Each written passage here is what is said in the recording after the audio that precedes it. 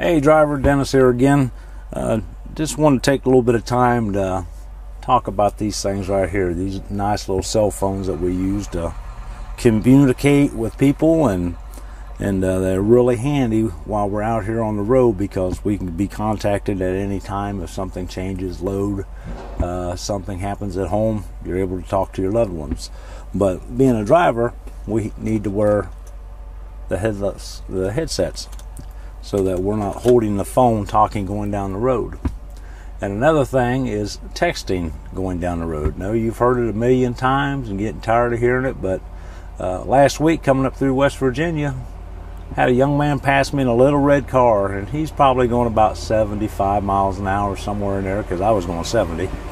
And I happened to stop at a little truck stop there, and got out, went in, used the restroom, stretched, got a cup of coffee, got back up in the truck, and I was hearing some people yelling on the CB about a man standing out in the middle of the highway trying to flag people down.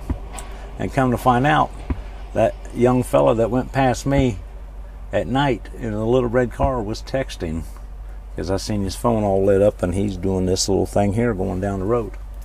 Well, he met up with a tractor trailer or a flatbed hauling a load of lumber, 40-some thousand pounds of lumber.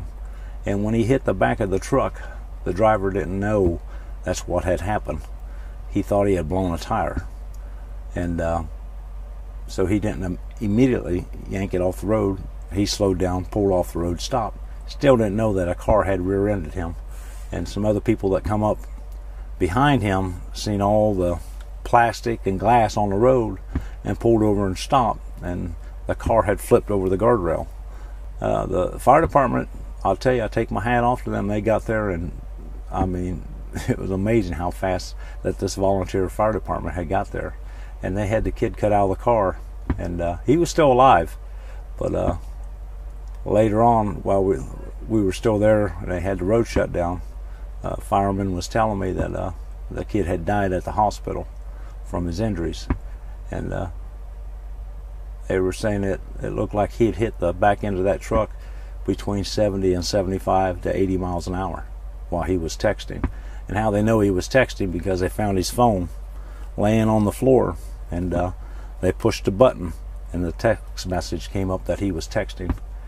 Don't know who he was texting, if it was a friend, his parents, girlfriend, or whoever, but that message cost him his life. And you know, I feel for the driver also, because now he's got to deal with that the rest of his life.